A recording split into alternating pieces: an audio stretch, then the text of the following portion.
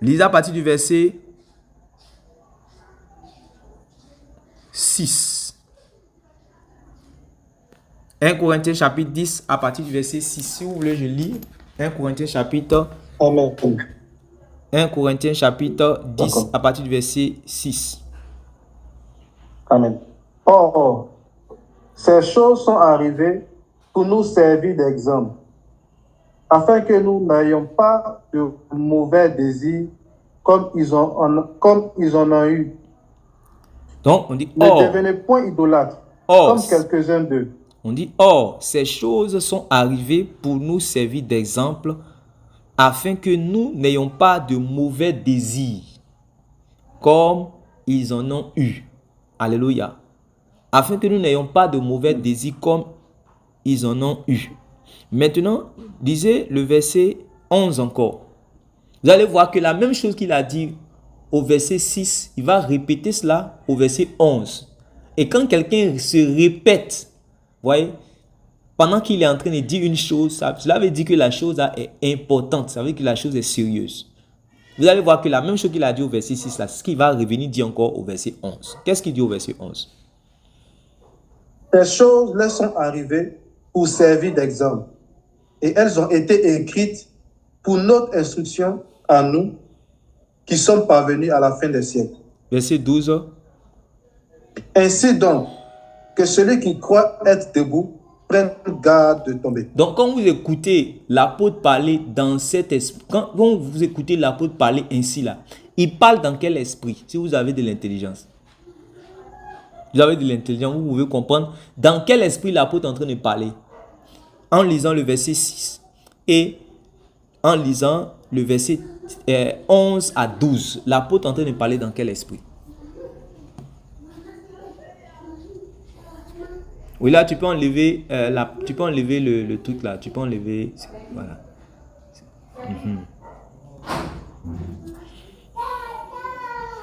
L'apôtre parle dans quel esprit en fait? Moi, je prends dans un esprit d'éveil afin que nous ne tombons pas dans les mêmes erreurs que nos dévanciers sont tombés. Ok, lui parle d'un esprit de veille. Oui, les autres? Amen. Oui, Christian. L'apôtre, pour moi, il parle dans l'esprit d'une mise en garde. Très bien. Il parle dans l'esprit d'une mise en garde. Est-ce que vous voyez? Une mise en garde. Il veut mettre en garde. Pourtant, il est en train de parler à qui? L'apôtre est en train de parler à qui? Aux chrétiens. C'est-à-dire, maintenant, les chrétiens, là, ce sont des élus. Oui, papa. Ok. Donc, les chrétiens, ce sont des oints de Dieu, ce sont des saints, ce sont des élus. Mais il est en train de mettre en garde. Vous savez, c'est comme ça que tous les apôtres vont parler aux élus, aux saints, aux chrétiens. C'est-à-dire que c'est vrai que ce n'est pas tous les jours ils vont les avertir, ils vont les réprimander. Non, ils vont plusieurs fois, par exemple, les encourager, les féliciter. Mais quand il s'agit réellement de l'entrée dans le royaume des cieux, ils seront toujours sérieux. Ils vont dire des choses. Quand c'est le moment d'interpeller, on interpelle. Quand c'est le moment d'avertir, on avertit. Quand c'est le moment de mettre en garde, on met en garde. Et on met en garde à quel moment? On met en garde à quel moment? Très souvent, quand on met en garde, c'est parce qu'on a vu des gens déconner. C'est parce qu'on a vu des gens qui ne sont pas en train de suivre le bon chemin. Donc, quand on les met en garde, c'est-à-dire, on les met en garde pour ne pas qu'ils puissent continuer ainsi. Je ne sais pas si vous voyez. Si vous lisez la lettre aux Corinthiens, vous allez voir que dès le verset, le chapitre 5, on parle de quelqu'un qui a pris la femme de son père. Vous voyez? Voilà. Il y a eu les rapports des gens de Chloé chez l'apôtre Paul et il a écrit pour tout ce qui se fait, la conduite. Donc, il y avait une inconduite. Il y avait plusieurs qui vivaient dans l'immoralité. Mais il y avait un qui avait commis une immoralité même qui ne se pratique pas même chez les païens. Au point où les païens en étaient scandalisés. Et c'est ça qui est arrivé jusqu'aux oreilles de l'apôtre Paul. Et il a dit non. Nous, en tant que peuple de Dieu, en tant que lumière du monde, en tant que celle de la terre, nous ne pouvons pas être réellement un peuple de scandale. Donc, il faut enlever celui qui a commis le scandale au milieu de lui, au milieu de nous, pour qu'il ils puissent réellement se repentir avant de revenir. Sinon, nous tous réellement, nous allons devenir un peuple de faiseurs de scandales, un peuple d'iniquité, alors que nous sommes un peuple saint. C'est pour ça qu'il a dit, ôtez le méchant du milieu de vous. Est-ce que vous voyez ça? Est-ce que vous me suivez? Est-ce que vous me suivez? Donc, c'est parce que les gens ont pratiqué cette inconduite, c'est parce que les gens ont mal marché que l'apôtre Paul est arrivé à prendre jusqu'à l'exemple des enfants d'Israël qui ont été délivrés de l'Égypte. Et quand ils étaient dans le désert, si vous lisez, c'est parce que je voulais vous épargner tout le 1 Corinthiens chapitre 10, que je vous ai donné seulement 2 versets dans 1 Corinthiens chapitre 10 pour que vous puissiez comprendre. Les enfants d'Israël qui ont été délivrés, si vous lisez, mais si vous voulez, je vais lire, vous allez voir.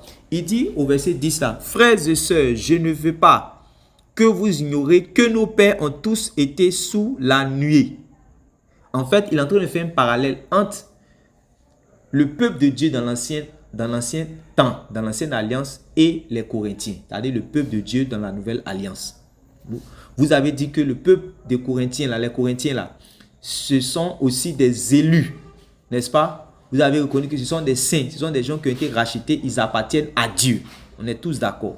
Donc, il est en train de faire un parallèle, une comparaison entre l'ancien peuple et le nouveau peuple. Plus précisément, les Corinthiens. Amen. Il dit, frères et sœurs, je ne veux pas que vous ignorez que nos pères ont tous été sous la nuée, qu'ils ont tous passé au travers de la mer, qu'ils ont tous été baptisés en Moïse dans la nuée et dans la mer, qu'ils ont tous mangé le même aliment spirituel et qu'ils ont tous bu le même breuvage spirituel, car ils buvaient à un rocher spirituel qui les suivait et ce rocher était Christ. Pourquoi l'apôtre Paul fait sortir cette révélation? Il est en train de faire sortir cette révélation pour dire que si vous connaissez le Christ dont vous ont glorifié là, eux aussi ils ont connu le Christ, même s'ils n'avaient pas connu le Christ en réalité dans la forme spirituelle dans laquelle vous le connaissez, vous les Corinthiens, vous le connaissez aujourd'hui là. Eux ils ont connu le même Christ mais sous une autre forme. Est-ce que vous comprenez maintenant? C'est ce qu'il est en train de dire en fait. Puisque vous voyez que les chrétiens se glorifient du fait d'être du peuple de la nouvelle alliance, du fait d'être le peuple qui a été baptisé du Saint-Esprit, du fait d'être le peuple, quoi encore, le peuple qui attend l'enlèvement, tout ça. Vous voyez, voilà. Donc, le peuple encore de peuple d'enfants de Dieu, le peuple qui sont devenus le temple de Dieu, et les gens se glorifient beaucoup. Donc l'apôtre Paul maintenant veut faire sortir une révélation que les Corinthiens qui sont le nouveau peuple là n'ont pas. Et il a utilisé cette même manière de parler là avec les frères de Rome, comme vous lisez dans Romains chapitre 11, où il a dit que où il a parlé de l'olivier franc, voilà, et puis l'olivier sauvage, quand il a fait la comparaison. Voilà, parce qu'il y avait des gens qui se glorifiaient, parce qu'ils ont connu le Christ. Voilà, et avant, le peuple d'autrefois n'avait pas connu le Christ. Et en réalité, il est en train de montrer qu'il n'y a pas de grande différence en réalité. Voilà, le même Christ que nous avons reçu là. Regardez ce que l'apôtre Paul est en train de dire ici, c'est terrible. Et si l'apôtre Paul n'avait pas parlé comme ça, je ne sais pas si vraiment les gens allaient prendre conscience. Regardez ce que l'apôtre Paul dit, c'est tellement fort. Il dit, frère, je ne veux pas que vous ignorez que nos pères ont tous été sous la nuée, qu'ils ont tous passé au travers de la mer et qu'ils ont tous été baptisés en Moïse dans la nuée et dans la mer. Ça veut dire que toi Corinthien, là, tu es baptisé, non? Le peuple de l'ancien temps aussi a été baptisé. Amen. Très bien.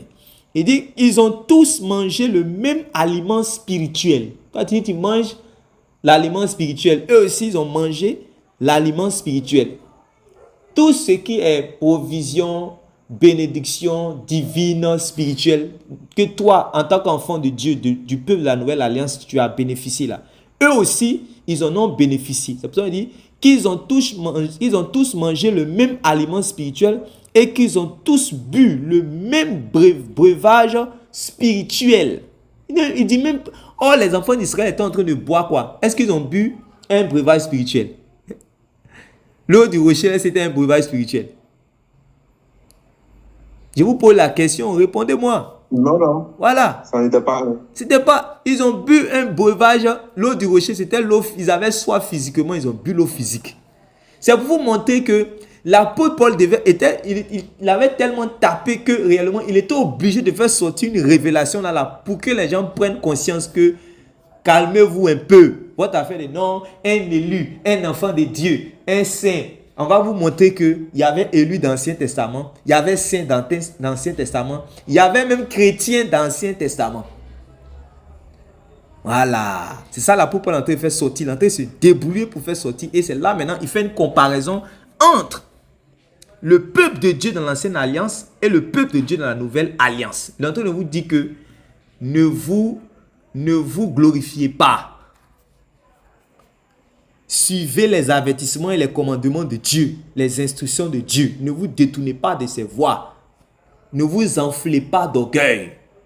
Parce que si vous vous enflez d'orgueil, si vous vous rébellez, alors les mêmes choses qu'ils ont vécues là, vous aussi vous allez vivre la même chose. D'abord, il commence par la comparaison. Donc nous sommes sur, il dit qu'ils ont tous été baptisés en Moïse dans la nuée, dans la mer, et qu'ils ont tous mangé le même aliment spirituel.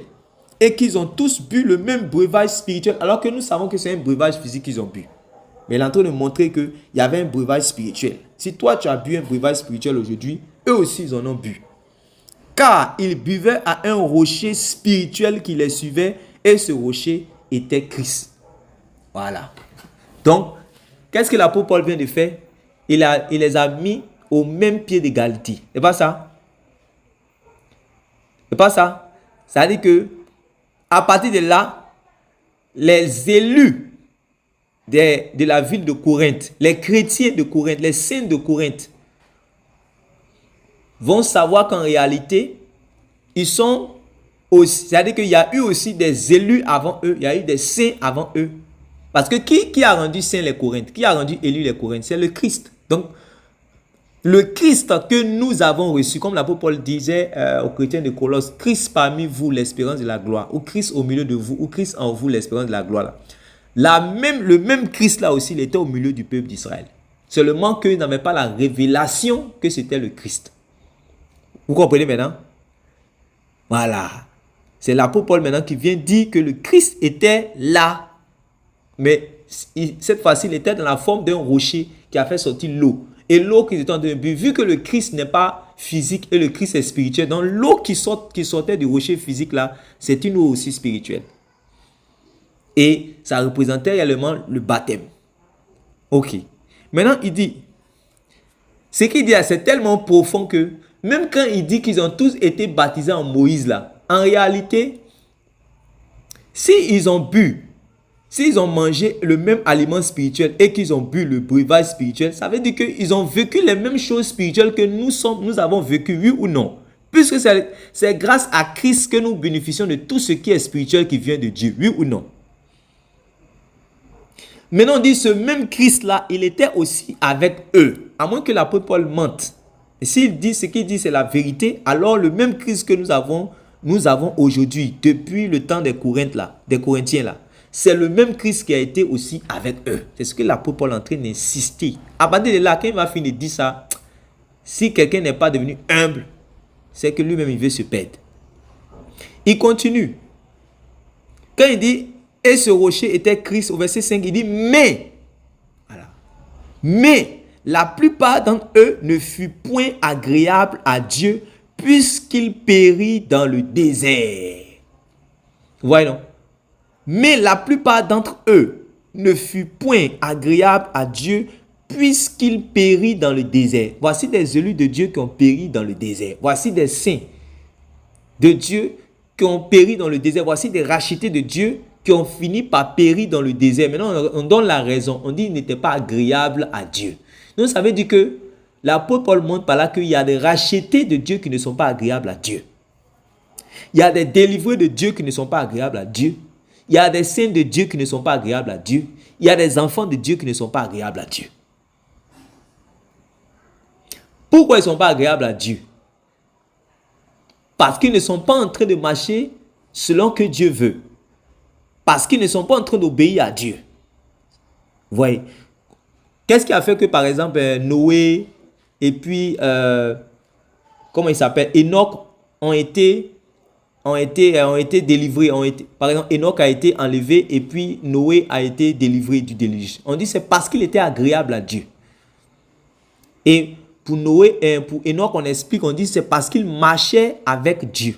Donc être agréable, on n'est pas agréable à Dieu comme ça au hasard. On est agréable à Dieu parce qu'on marche avec Dieu. Parce qu'on marche comme Dieu veut. C'est ça qui fait que nous devenions agréables à Dieu. Quand nous marchons comme Dieu veut, là, c'est ça qui fait que nous devenons agréables à Dieu. Donc, cela veut dire qu'on dit, mais la plupart d'entre eux ne furent point agréables à Dieu. Cela veut dire que ces élus-là ne marchaient pas comme Dieu veut. Donc, il peut y avoir des élus qui ne marchent pas comme Dieu veut. Et c'est ça, c'est ce que le Seigneur Jésus explique dans Jean chapitre 15. Quand il dit, mon Père le vigneron, je suis le cep, et vous êtes les sarments. Et il dit, tout sarment qui est planté en moi et qui ne porte pas de fruits est coupé et jeté au feu. Et tout sarment qui est planté en moi et qui porte du fruit, mon Père réellement les monte afin qu'ils puissent porter encore plus de fruits. Donc, à partir de Jean chapitre 15, le Seigneur donne une révélation claire. Il montre qu'il est possible d'être planté en lui sans pratiquer de bonnes choses. Est-ce que vous voyez? Il est possible d'être en lui, d'être en Christ sans faire sa volonté. Je veux que ces vérités-là réellement soient, c'est-à-dire que restent dans nos cœurs. Il est possible d'être, celui qu'on appelle élu là, celui qu'on appelle élu ou on appelle saint là, il y a plusieurs niveaux. Premier niveau, c'est que d'abord la personne même a été rachetée, la personne a été sanctifiée, la personne est devenue enfant de Dieu. C'est lui-là qu'on appelle saint, qu'on appelle élu, tout et tout. Voilà. Sinon, le vrai mot élu là, je vous ai déjà expliqué cela. C'est quand tu vas rentrer dans le royaume de Dieu là, quand tu es choisi à la fin, ça on appelle élu. Mais on peut aussi t'appeler élu, quoique tu n'as même pas encore été, tu n'as pas encore hérité même du royaume de Dieu ou du royaume des cieux. On peut déjà t'appeler ici un élu parce que tu as été choisi du milieu du monde. Mais après ça, il y a une autre élection encore qui va se faire. Il y a une autre sélection, une autre élection qui va se faire pour que ton élection soit confirmée. C'est ce que l'apôtre Pierre va expliquer dans 2 Pierre chapitre 1. À partir du verset 9 à 10. Il y a 2 élections. Première élection où on t'appelle élu. C'est-à-dire que du milieu du monde là, Dieu t'a choisi par Jésus-Christ. On t'appelle élu. Mais ce n'est pas encore fini. Puisque Jésus a dit, car il y a beaucoup d'appelés, mais peu d'élus.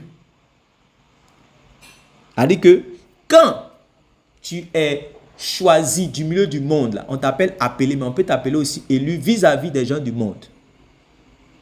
Amen. Maintenant, dans tout le grand groupe des appelés, là, on va encore sélectionner. Et c'est là que ça va se faire à la première résurrection. Et à partir de ce moment-là, là, ton élection est confirmée. Entre le fait c'est-à-dire que entre le fait d'avoir été appelé du milieu des gens du monde et le fait d'être choisi à la fin quand Jésus-Christ va venir pour que tu puisses entrer dans le royaume des cieux là. C'est là que, c'est-à-dire que le combat de la vie chrétienne, le fait de travailler à son salut, le fait de pouvoir traiter durement sa chair et son corps comme l'apôtre Paul l'a fait là, c'est là que ça se trouve. Est-ce que vous comprenez? Et ce n'est pas le moment maintenant de se glorifier pour dire non, je suis déjà un élu, non. Il y a 2 élections. Il faut écrire ça quelque part. Il y a une élection qu'on fait d'abord. C'est-à-dire que quand nous tous, nous sommes dans le grand groupe des païens là, Jésus-Christ nous a choisis. Amen. Pour que nous lui appartenions, il nous a délivrés. On nous appelle maintenant des appelés. À partir de ce moment-là, nous sommes en train de travailler maintenant parce qu'il y aura une autre élection encore qui va se faire. Et c'est à partir de là que ton élection maintenant sera confirmée. Si vous voulez bien comprendre ça clairement, je vous invite à lire 2 Pierre chapitre 1 à partir du verset 9 à 11. Vous allez voir, c'est écrit là-bas clairement. On parle de confirmation en fait de sa vocation et de son élection. Gardez ce passage-là. Une personne prend 2 Pierre chapitre 1, le verset 9 à 11.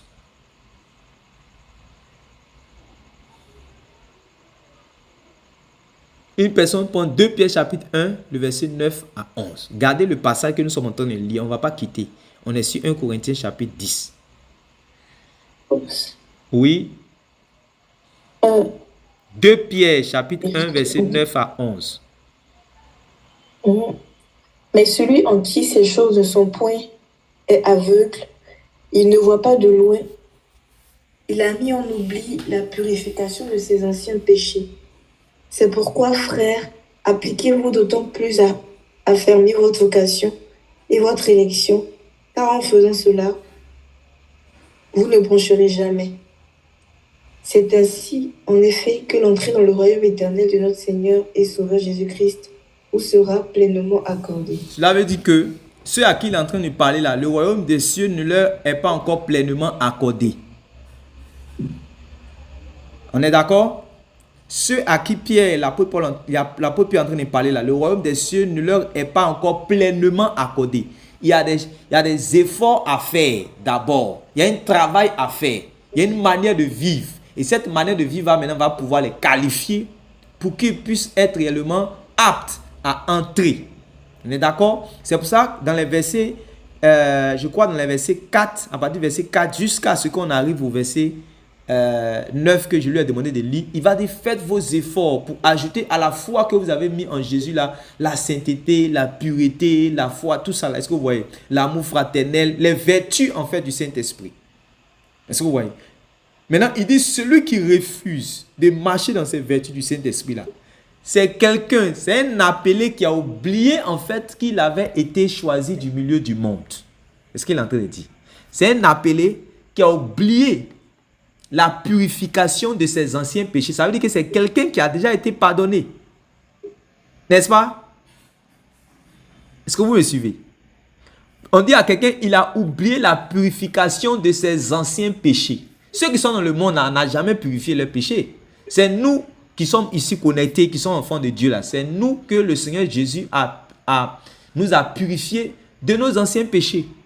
Ça veut dire que depuis que tu es né jusqu'au point où tu as connu le Seigneur Jésus, tout ce que tu avais commis là-bas, là, quand tu as été justifié, Dieu a pardonné tout. C'est de ça que l'apôtre Pierre est en train de parler quand il dit la purification de ses anciens péchés. Il dit à ceux maintenant qui ne veulent pas marcher dans les vertus de l'esprit, qui ne veulent pas marcher dans la sainteté là. C'est eux-là qui ont oublié que ils ont été lavés de leurs anciens péchés. Parce que quand on est lavé de ces péchés-là, c'est pour marcher quoi? En nouveauté de vie. Mais comme ils ne sont pas en train de marcher en nouveauté de vie, l'apôtre Pierre est en train de donner un avertissement. Et puis il dit que si vous ne marchez pas ainsi, c'est-à-dire dans la sainteté, si nous ne marchons pas dans la sainteté, regardez ce qu'il maintenant il dit au verset 10, au verset 9 à 10, oui. C'est pourquoi, frère, mais celui en qui ces choses ne sont point est aveugle, il ne voit pas de loin, et il a mis en oubli la purification de ses anciens péchés. Maintenant écoutez, oui. C'est pourquoi, frère, appliquez-vous d'autant plus à affermir votre vocation et votre élection, car en faisant cela, vous ne broncherez jamais. Qui doit affermir sa vocation et son élection? Ce qu'on appelle vocation, c'est l'appel à la vie éternelle. Nous tous, nous sommes appelés à la vie éternelle. Amen. Nous sommes tous appelés à la vie éternelle. Ok, ça on appelle vocation. Ça on dit appelé là. Ça on appelle vocation. Maintenant, quand on dit élection, c'est quoi? C'est là où on va choisir. Vous voyez? Mais ici, il n'est plus en train de parler des gens du monde. Il est en train de parler maintenant des chrétiens. Donc, vous voyez que j'ai raison de dire qu'il y a deux élections. Non? Si je voyais vos visages, il allait voir si vous êtes en train de vivre ce que je suis en train de dire. Vous êtes en train de comprendre bien ce que je suis en train de dire. Je ne sais pas si vous êtes en train de comprendre bien ce que je suis en train de dire. Il y a deux élections. Il y a deux élections. Maintenant, ce qu'on appelle vocation, en réalité, c'est une élection. Mais comme c'est vis-à-vis des gens, je dis c'est une élection parce que, en fait, nous étions dans le monde. Et nous avons été choisis du monde. Est-ce que vous voyez? C'est comme quand on dit la sanctification. C'est le fait d'être mis à part. Est-ce que nous n'avons pas été mis à part? Même la justification est une forme de sanctification. Vous comprenez, non? Ce qu'on appelle la justification, là, le fait d'être racheté par Dieu, là, c'est une forme de sanctification. C'est le premier aspect de la sanctification parce que on a été appelé du milieu du monde. On est sortez du milieu d'eux, n'est-ce pas? Sortez de Babylone, sortez du monde, sortez de cette génération perverse. Et le fait que nous avons répondu à cet appel-là, cette justification-là, c'est une mise à part. Donc, c'est une sanctification. Vous comprenez maintenant? Et c'est un choix que Dieu a fait aussi de nous. Parce que c'est selon sa bonne volonté qu'il est allé vers nous pour nous prendre. Si Dieu n'avait pas voulu, on n'allait pas venir vers lui. C'est pour ça que Jésus va dire quoi à ses disciples? Ce n'est pas vous qui m'avez choisi. Mais c'est moi, je vous ai choisi. Et je vous ai quoi? Et je vous ai... c'est moi, je vous ai choisi afin que vous... Et je vous ai établi afin que vous alliez et que vous portiez des fruits et que vos fruits demeurent. Donc, vous voyez qu'il y a deux choses. Jésus nous a choisis et il nous a établis afin. C'est ce que l'apôtre Pierre est en train d'expliquer. Il dit qu'il y a des chrétiens qui ont oublié que Jésus-Christ les a choisis afin. Ils pensent que Jésus-Christ les a choisis parce qu'il voulait les choisir. Comprenez, non? Jésus-Christ les a choisis afin qu'ils puissent marcher de sainteté en sainteté. C'est ça qu'ils ont oublié. Ils pensaient que Jésus les a choisis comme ça parce qu'il veut choisir. Non. Non. Quand vous lisez Luc chapitre 1 à partir du verset 73 jusqu'à 76, il dit que après que nous, c'est l'apôtre, du moins le père de Jean-Baptiste qui dit que, en prophétisant, il a dit, après que Dieu nous aura délivrés de nos ennemis, nous allons le servir tous les jours de notre vie dans la sainteté. Donc ça veut dire que dès que je suis choisi par Dieu du milieu du monde, c'est pour marcher de sainteté en sainteté. On est d'accord? Quand Dieu porte son regard de miséricorde sur moi pour me pardonner mes péchés, tout ce que j'avais commis dans ma vie de prostitution, de voleur, de brouteur, là, le jour que son regard de miséricorde s'est porté vers moi, son regard de compassion s'est porté sur moi pour me laver de tous mes péchés, là, c'est pour que maintenant, après avoir été lavé, là, je puisse marcher maintenant comme il veut. Je puisse marcher comme les Enoch qui ont marché 300 ans dans la sainteté avec lui. Je puisse marcher dans la sainteté jusqu'à ce que le Seigneur Jésus revienne. Ce n'est pas parce que il voulait me choisir comme ça du milieu du monde. C'est afin que, vous avez dit, ce n'est pas vous qui m'avez choisi, c'est moi je vous ai choisi et je vous ai établi afin que. Vous voyez, non? C'est la même chose que vous allez lire encore dans comment on appelle, Éphésiens chapitre 2, le verset 10. La Bible dit que nous avons été créés en Jésus-Christ pour pratiquer les bonnes œuvres que Dieu a préparées d'avance. Est-ce que vous voyez? Voilà. Maintenant, Pierre dit que il y a des chrétiens qui ont oublié cela. Donc, eux pensaient que Dieu les a choisis parce qu'il voulait les choisir. Donc, comme une fois qu'il les a choisis, c'est fini. Je suis un élu de Dieu. Au point d'aller dire que même, voilà, David réellement a été un élu de Dieu. Donc, quand il était couché sur Bathsheba, est-ce que le Saint-Esprit l'a quitté? Est-ce qu'un élu peut perdre le salut? Vous voyez ce qu'il dit? Vous voyez? Quand c'est comme ça, il a oublié la purification de ses anciens péchés. Donc, Aurélia, tu vas lire le verset, comment on appelle ça? Le verset 9 à 11. Tu vas lire ça 2 fois. Je reviens tout à l'heure. Tu vas lire ça 2 fois, le verset 9 à 11. Et après cela, le frère maintenant va lire 1 Corinthiens qu'on avait pris tout à l'heure. Il va lire le verset 6 et le verset 11. Et vous allez réfléchir, vous allez faire une comparaison, vous allez comprendre.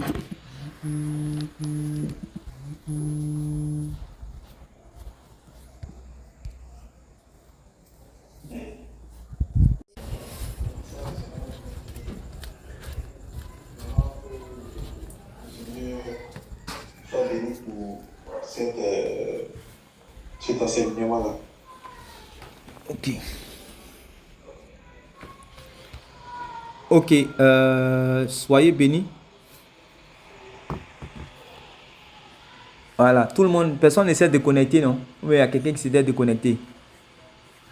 Ok. Non, tout le monde est là. Papa, on est complet même. Ok. Donc, vous avez lu les 2 versets. Qu'est-ce que vous comprenez? Après avoir lu les 2 versets, qu'est-ce que vous comprenez facilement? Qu'est-ce que vous comprenez?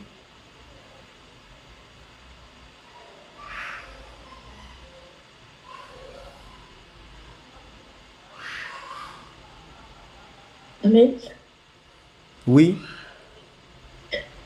premièrement, ce que je comprends, c'est que l'apôtre nous fait savoir qu'il faut travailler à notre salut. Donc, il faut travailler, il faut nous appliquer pour pouvoir nous perfectionner pour entrer dans le royaume des cieux, pour pouvoir être élu pour la seconde élection.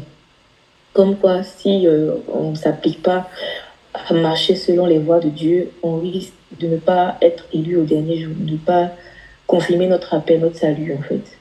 Maintenant, en second lieu, justement, l'apôtre Paul, dans le livre de Corinthiens, il rappelle qu'il y a des gens, dans le passé, dans l'Ancien Testament, qui ont connu ce que nous on a connu sous une autre forme. Yes. Et parce qu'ils n'ont pas respecté, ils n'ont pas marché dans les voies de Dieu, ils n'ont pas pu être, ils ne pourront pas voir le Seigneur, le jour du Seigneur. Et donc, on donne sa vie d'exemple pour que, parce que nous qui avons vu le Christ de notre forme là, on peut raconter que c'est déjà fini, mais si on s'amuse à marcher comme eux, ils ont marché aussi. Pareil pour nous, on va pas être enlevé, on va pas aller voir le Seigneur. Ok. Notre salut va confirmer. Ok. Que Dieu te bénisse. Ça va sur tout le monde? Donc, à partir d'aujourd'hui, vous avez vu maintenant que les gens de l'Ancien Testament, hein, ils ont eu Christ aussi, non? Ils ont bien vu même. Vous avez bien vu maintenant aujourd'hui que les gens de l'Ancien Testament, ils ont eu Christ aussi. Ils ont vu Christ. On est d'accord? Avec 1 Corinthiens chapitre 10 que je viens de lire en expliquant, vous avez compris, non? C'est les gens en fait, le peuple de Corinthe, les chrétiens de Corinthe là, ils ne savaient pas ça. C'est pour ça qu'ils étaient en train de s'enorgueillir. Oui, Christ, Christ, Christ, comme vous entendez aujourd'hui là. Christ, Christ, Christ, l'élu de Dieu, avec les gros mots. Donc l'apôtre Paul maintenant les a pris doucement. Quand il a fini, il y a un micro qui est ouvert. Maman Yasko, fermez ton micro. Voilà. Quand il a fini de parler dans 1 Corinthiens chapitre 9, avis à ceux qui disent que 1 Corinthiens chapitre 9 en réalité ne parle pas de salut. 1 Corinthiens chapitre 9 parle de salut. Quand il a fini de parler de 1 Corinthiens chapitre 9, de lui là, en fait, il est en train de parler pour ce qui le concerne lui. Parce que il y a des gens qui sont, d'après eux, ils sont debout, ils sont en Christ. Mais ils ne veulent pas prendre garde de ne pas tomber. C'est-à-dire ils veulent marcher comme ils veulent. L'apôtre dit, en tout cas, pour ce qui me concerne, ça il explique dans 1 Corinthiens chapitre 9. Moi, je traite durement mon corps de peur d'être rejeté après avoir prêché aux autres. Pour ce qui moi me concerne. Maintenant, pour ce qui vous concerne, je vous dis, hein, sachez que vous ne devez pas ignorer que le même Christ que vous avez reçu là, eux aussi l'ont reçu quand il était sous la forme du rocher. Ils ont été baptisés. Vous dites que vous avez été baptisés, eux aussi ils ont été baptisés. Vous avez mangé tout le breuvage spirituel, eux aussi, tout l'aliment spirituel, tout le breuvage spirituel. Eux aussi, ils ont mangé l'aliment spirituel, ils ont bu le breuvage spirituel qui était Christ et qui les suivait. Donc, Christ que vous avez connu là, eux aussi l'ont connu, mais seulement que c'était sous une autre forme. Mais il dit, mais après avoir vécu tout ça là, ils sont morts dans le désert parce qu'ils ne sont pas restés obéissants. Maintenant il dit, vous ne devez pas faire la même chose. Parce que donc, si vous faites la même chose, alors ce qui leur est arrivé là, ça va vous arriver aussi. C'est simple, non? C'est pas simple. Ce qu'ils ont vécu là, vous aussi, vous allez vivre la même chose si vous suivez le même chemin. Si les chrétiens pouvaient réfléchir comme ça, à chaque fois qu'ils sont en train de lire les passages de l'Ancien Testament, là, ils allaient comprendre beaucoup de choses. Mais à chaque fois qu'ils lisent l'Ancien Testament, ils pensent qu'ils sont des personnes spéciales par rapport aux gens qui ont connu Dieu avant eux. Eux, ils sont vraiment spéciaux. C'est pour cela même peut commencer à dire non, impossible. Un enfant de Dieu, voilà, il est couché sur Bathsheba. David était couché sur Bathsheba. Mais est-ce qu'il a perdu l'onction? Voilà, il était couché sur Bathsheba. Est-ce qu'il a perdu ceci, il a perdu cela? Je vous ai dit que nous ne devons pas avoir réellement. Regardez les apôtres. Quand les apôtres parlent, ils parlent dans un esprit. Ils ne vont jamais excuser le péché. Regardez la Bible. Regardez des actes des apôtres jusqu'à l'Apocalypse. Bon, Apocalypse, on va dire c'était une prophétie. C'est le Seigneur Jésus qui parlait, voilà, par le canal de son ange. Mais des actes des apôtres jusqu'à toutes les épîtres là, quand vous regardez, quand les apôtres parlent, dans leur langage, est-ce que vous sentez une excuse pour le péché? Si quelqu'un a déjà vu un passage où on sent une excuse pour le péché. Mais au contraire, qu'est-ce que vous ressentez quand vous voyez les apôtres parler du péché? Qu'est-ce que vous ressentez? Qu'est-ce que vous discernez? Quelqu'un peut dire quelque chose. Quand il lit réellement des lettres, les épîtres des apôtres là, quand les apôtres parlent du péché, qu'est-ce que vous discernez quand ils sont en train de parler du péché? Est-ce que vous sentez même qu'ils sont en train d'inciter ou d'encourager, même inconsciemment ou involontairement, on va dire, les saints à pratiquer ou même à aller vers le péché?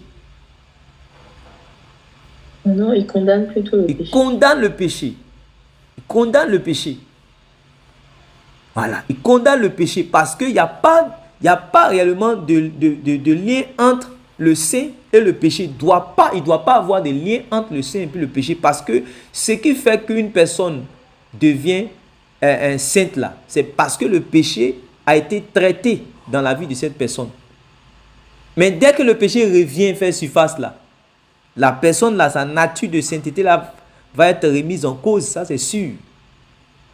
Sa nature de sainteté réellement va prendre des coups. Regardez ce qui est arrivé au Fils de Dieu. On dit il a été fait péché. Il a dit mon Père est toujours avec moi, jusqu'au jour où réellement il allait porter nos péchés sur le bois de Golgotha. À partir de là-bas, qu'est-ce qu'il a dit? Père, pourquoi m'as-tu abandonné? L'élu de Dieu, lui-même là, et lui-même c'est petit. Tu as dit élu de Dieu. Il faut plaquer, et oui là, il faut plaquer le truc là encore.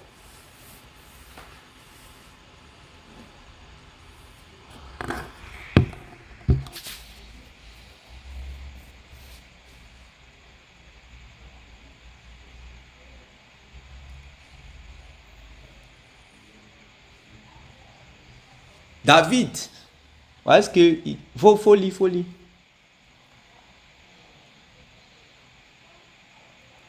Il faut lire.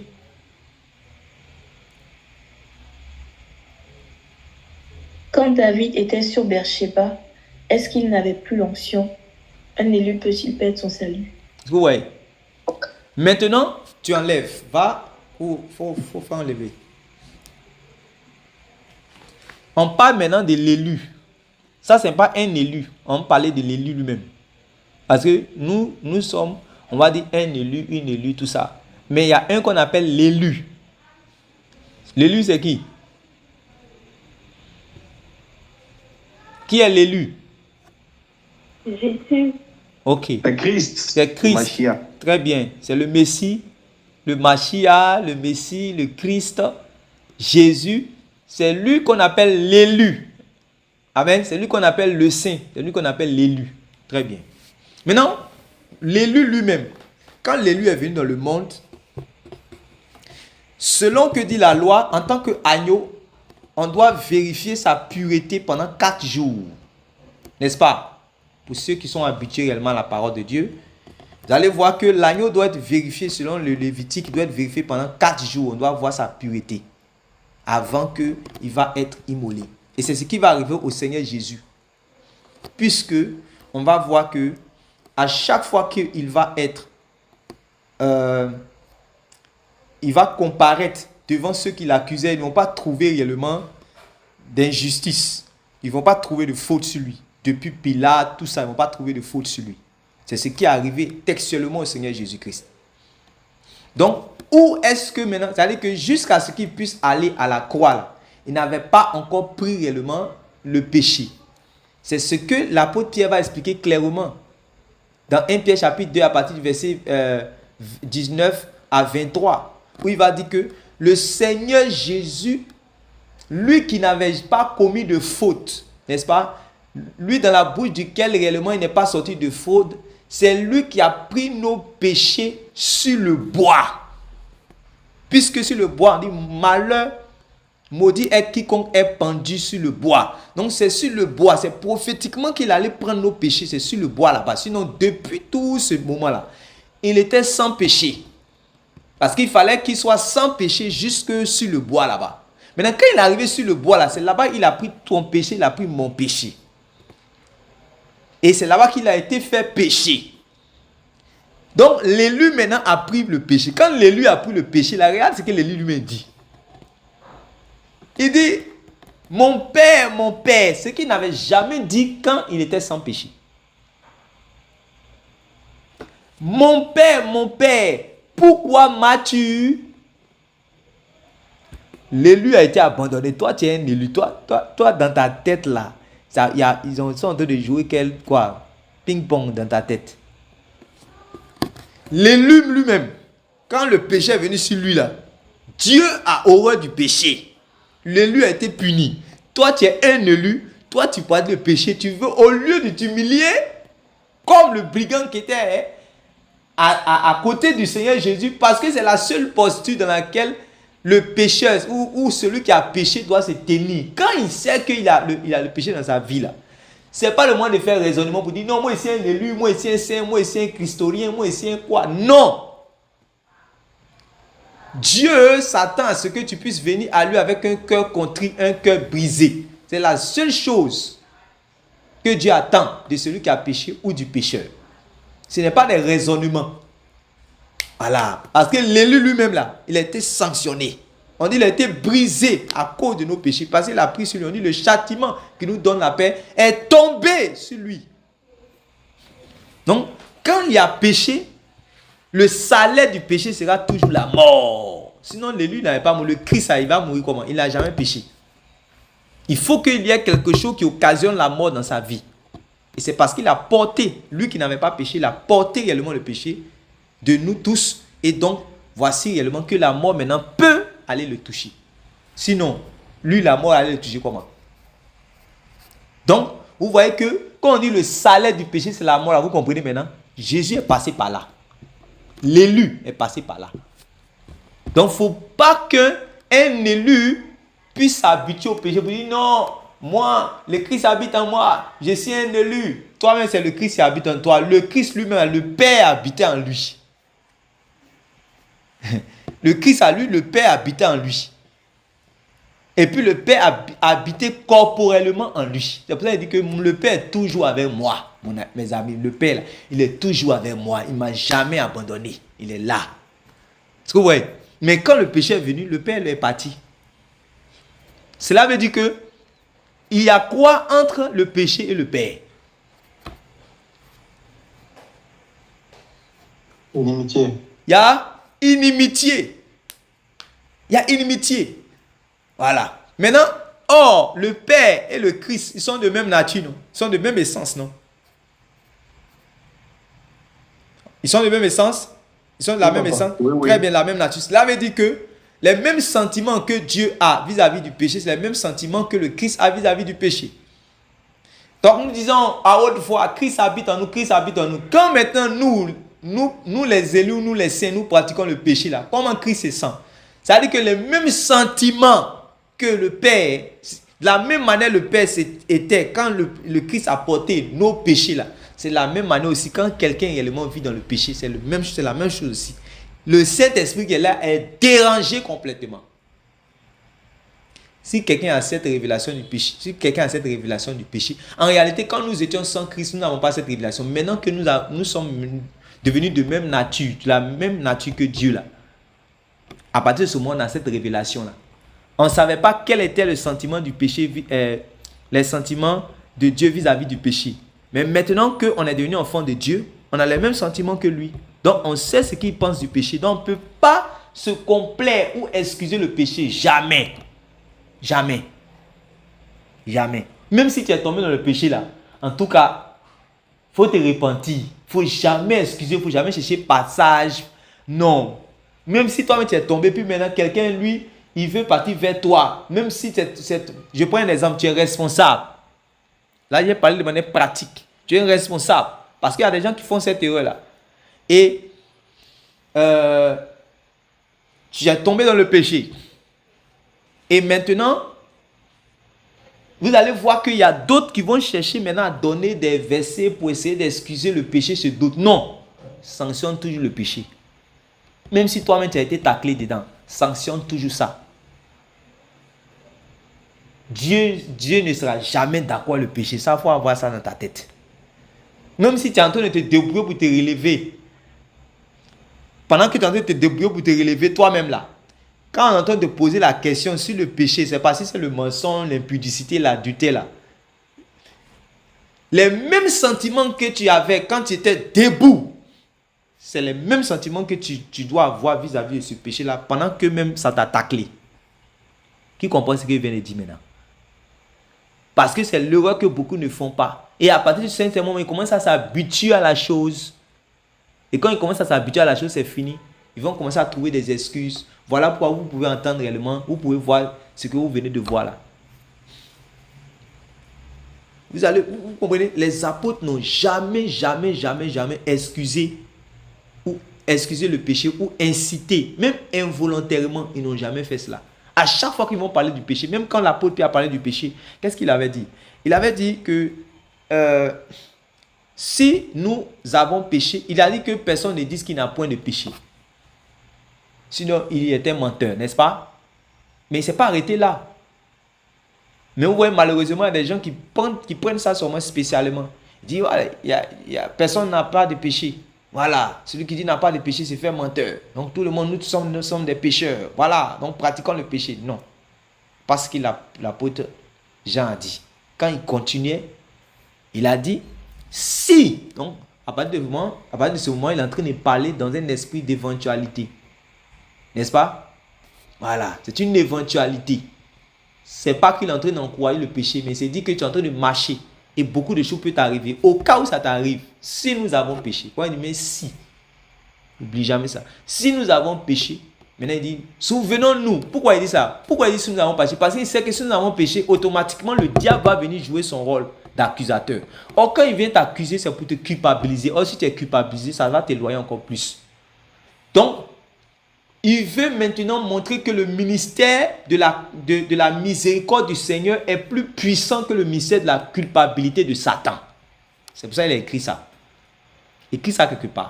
L'apôtre Jean voulait montrer que le ministère de la compassion et de la miséricorde du Seigneur, du relèvement du Seigneur, est plus puissant que le ministère de la condamnation et de la culpabilité et de l'accusation de Satan. Puisque dès qu'on pêche, le diable va venir remplir son ministère. Il se tient là pour nous accuser nuit et jour devant Dieu. Et plus tu seras accusé, plus maintenant tu vas te voir encore de plus en plus éloigné de Dieu. Tu vas te voir de plus en plus éloigné de Dieu. En tant que tu dois avoir conscience que tu as aussi un avocat. Alléluia. Qui se tient à la droite de Dieu et qui intercède pour toi pour que tu te relèves pour continuer la marche. C'est ce que l'apôtre Jean voulait dire. Et quand il va finir de dire ça, il va écrire encore, dès le chapitre 2, au verset 1 à 2, il va dire, petits enfants, mes petits. C'est comme si il est en train de dire, mes petits. Ce que je vous écris là, ce n'est pas pour que vous puissiez pécher, hein. Je suis en train de parler en français simple, voilà. Mes petits, ce que je suis en train de vous écrire, ce n'est pas pour que vous puissiez pécher, hein.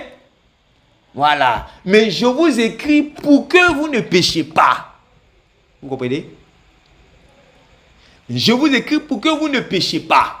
Donc quand vous venez plaquer des choses comme ça, comme on vient de lire là, sur les réseaux sociaux, vous venez plaquer là.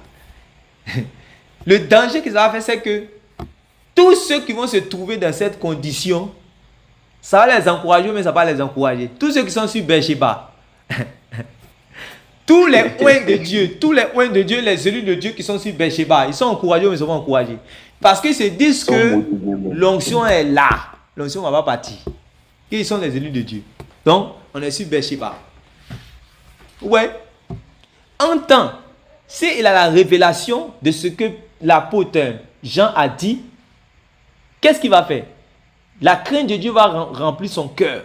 Et donc, il va aller s'humilier par la repentance pour demander pardon à Dieu afin d'obtenir miséricorde par l'intercession de l'intercesseur par excellence appelé Jésus qui se tient à la droite de Dieu qui intercède en sa faveur. Et quand il se relève avec de nouveaux sentiments. Premier sentiment, puisqu'on avait dit dans quelle posture on doit se tenir pour servir le Seigneur. On avait dit ça le dimanche, c'est dans quelle posture? Première posture, c'est quoi? Le dimanche, j'ai dit ça. Première posture dans laquelle on se tient pour servir le Seigneur.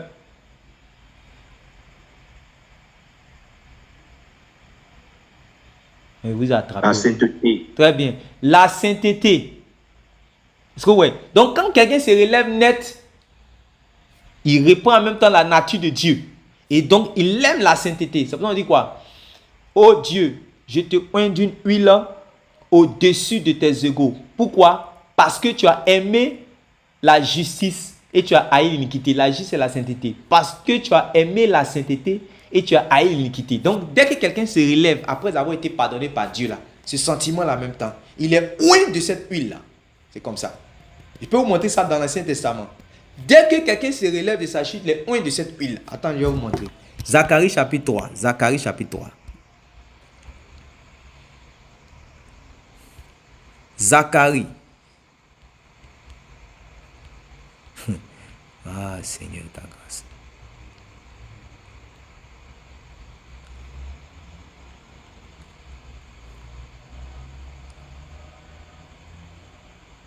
Zacharie chapitre 3, vous avez pris verset 1. Amen. Oui. Il me fit voir Josué, le souverain sacrificateur, debout devant l'ange de l'Éternel, et Satan qui se tenait à sa droite pour l'accuser. Stop. Donc, Satan ne se tient pas à ta droite pour t'accuser tant que tu n'as pas commis de péché. C'est quand il finit de te tenter et que tu as péché, c'est là qu'il t'accuse. L'accusation ne veut pas venir quand il n'y a pas de preuve d'accusation. Amen. Très bien. C'est pour ça que vous allez voir la suite. Allons-y. L'Éternel dit à Satan, que l'Éternel te réprime, Satan. Que l'Éternel te réprime. Lui qui a choisi Jérusalem.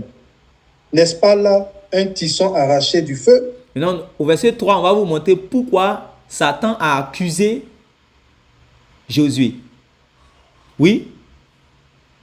Or, Josué était couvert de vêtements sales et il se tenait debout devant l'ange. C'est un langage qui est spirituel et qui est prophétique. Comme vous lisez l'Apocalypse, vous savez que salir ses vêtements, c'est quoi?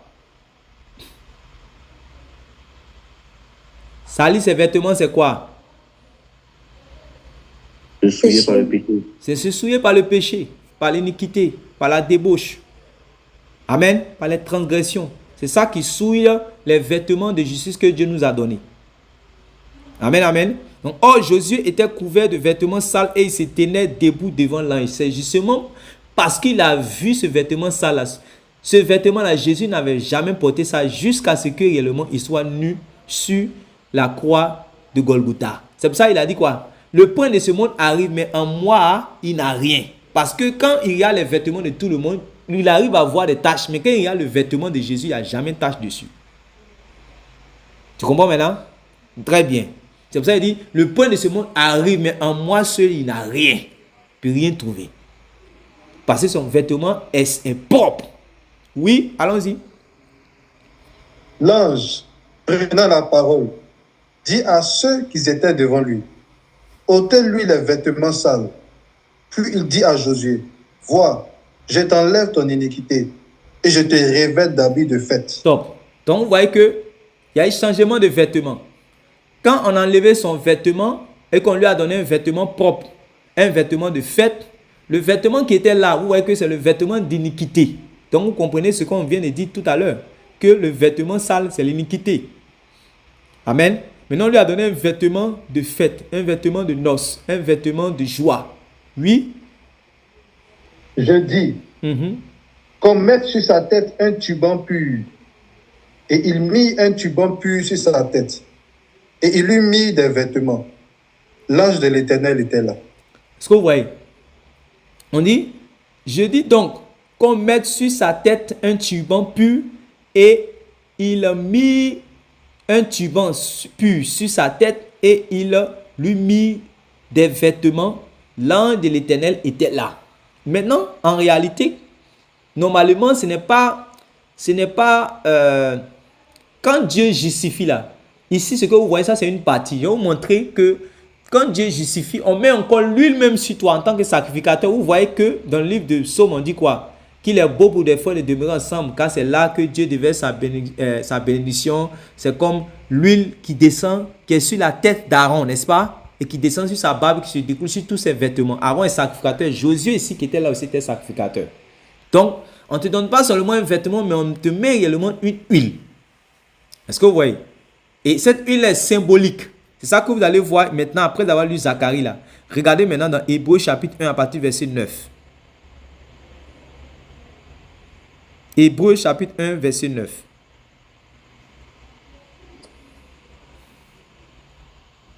Amen. Tu as aimé la justice et tu as haï l'iniquité. Stop d'abord. Quand Dieu te justifie, quand Dieu te relève de ta chute, voici les premiers sentiments qui t'animent. Mais quand tu es englouti par le péché, tu n'as pas ces sentiments-là d'abord.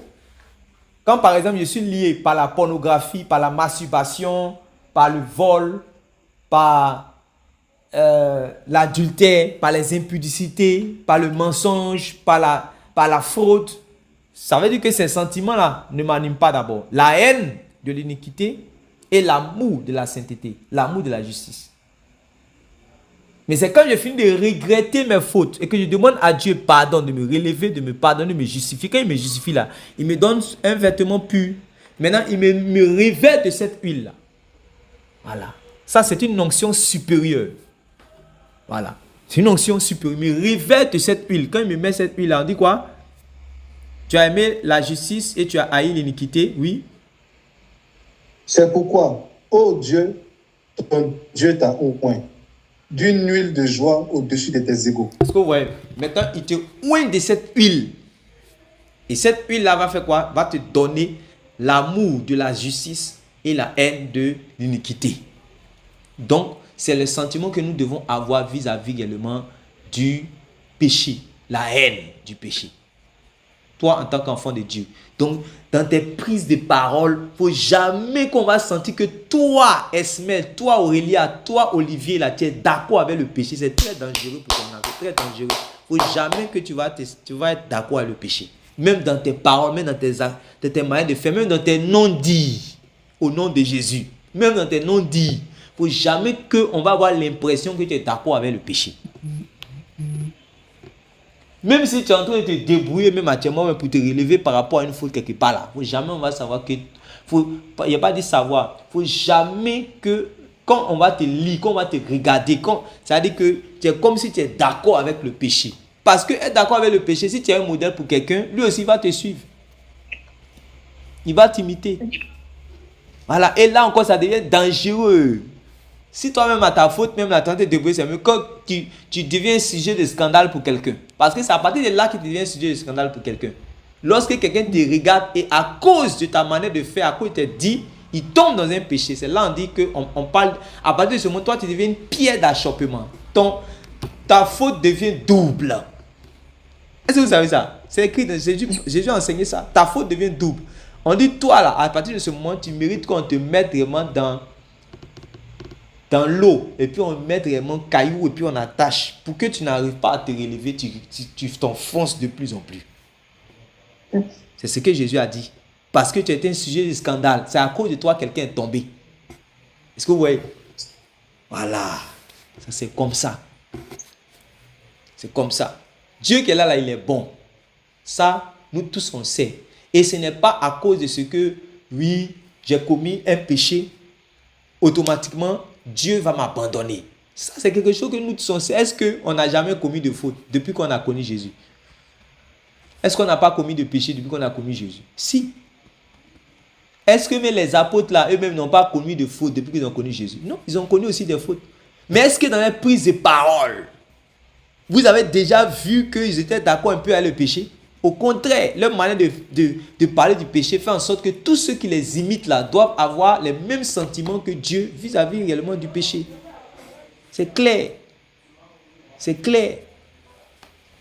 Maintenant, quand on touche même David lui-même, allons-y pour terminer dans le psaume 51.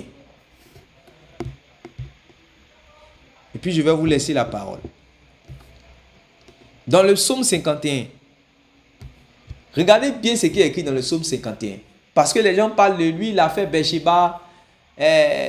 Quand il était sur Beersheba, c'est lui qui était loin de Dieu, l'homme selon le cœur de Dieu. Est-ce que le Saint-Esprit l'a quitté? C'est ce qu'il était en train de dire dans le poste. Est-ce que le Saint-Esprit, du moins, est-ce qu'un élu de Dieu peut perdre le salut? Est-ce que le Saint-Esprit l'a quitté pendant qu'il était sur Beersheba? Très bien. Seulement que voici un gros chapitre où il y a eu beaucoup de révélations et il n'a pas vu cela. Vous allez voir. Regardez ce qui est écrit dans le psaume 51. C'est un chapitre que tout le monde connaît. Regardez, oui, on commence par lire. Tout le monde prend ça. On commence par lire. Lorsque Nathan, le prophète, vint à lui, après que David fut allé vers Bathsheba. Très bien.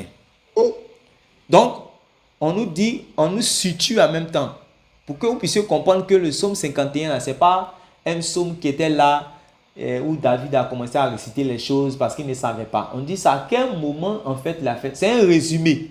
Et je peux vous dire même, ça a pris combien de temps à David pour se relever. Je vais vous aider à expliquer ça. Ça a pris combien de temps à David en fait pour se relever de sa chute. Voilà. Donc, on dit, lorsque Nathan le prophète vint après lui, après que David fut allé vers Bathsheba. Oui. ô Dieu, aie pitié de moi dans ta bonté. Oui. Selon ta grande miséricorde, efface mes transgressions. Stop. Cela veut dire quoi? Les gens ont lu ce verset, mais ils ont lu ça en récitation au lieu d'étudier cela. C'est ça le problème. Regardez ce qu'il dit. Il dit, oh Dieu, aie pitié de moi, selon ta grande miséricorde, efface mes transgressions. Cela veut dire quoi? Tu vas lire son nom comme ça pour partir. Oui. Cela veut dire... Lave-moi. Non, faut pas partir. J'ai dit, oh Dieu, aie pitié de moi dans ta bonté, selon ta grande miséricorde, efface mes transgressions. Stop d'abord, stop. Qui a déjà fait cette prière-là? Levez les mains, je vais vous voir. Qui a déjà fait cette prière? Je vais vous voir. Donc, il y a les élus de Dieu ici qui ont fait la même prière. Hein? Ok. En fait, tu as levé toi. Hein? Ok. Oh, Donc, moi j'ai déjà fait cette prière-là. Aurélia, qui encore? Christian, qui? Raymond, Adou Martial, Axel, Olivier, ok, Né Martial, Marie-Ange, nous tous, en tout cas la plupart, on a déjà fait cette prière. Maintenant, je pose la question. Pourquoi il dit ça? Comme tu as déjà fait cette prière, ça veut dire que tu peux comprendre facilement la prière. C'est ça. Non, pourquoi il dit ça? Amen, papa. Oui. Ici, le roi David reconnaissait d'abord ses péchés et il demandait à Dieu de le purifier de tous ses péchés. Ça, je sais ça. J'ai dit, quand il dit, oh Dieu, aie pitié de moi dans ta bonté. Maintenant, il dit, selon ta miséricorde. Surtout la dernière partie, il dit, efface mes transgressions. Ça veut dire quoi? Ça veut dire quoi autrement? C'est-à-dire qu'il souffrait. Il dit, il souffrait. Il souffrait et il sentait que Dieu l'avait abandonné. Ok. Oui, quelqu'un. J'attends la bonne réponse. Répondez seulement. Amen. Vous savez, Oui, Aurélia, oui, ce que je vas-y. pense, c'est que il sait que sans ça, il ne peut pas avancer. En fait. C'est un blocage. Sans ça, il ne peut pas être agréable à Dieu. Sans ça, il ne peut pas faire à Dieu. En fait. Donc, il faut que Dieu efface son péché pour qu'il puisse continuer de le servir correctement. Ok, ça a failli venir, c'était pas loin. Oui, c'était pas loin. Il y a eu la réponse dedans. Oui. Il y a eu la réponse dans ce qu'elle vient de dire là. C'est parce que Oui. c'est parce qu'on a. Et donc, recherche le secours de Dieu, mais il y a aussi le fait que si cette agression-là reste, le salut nous est fermé.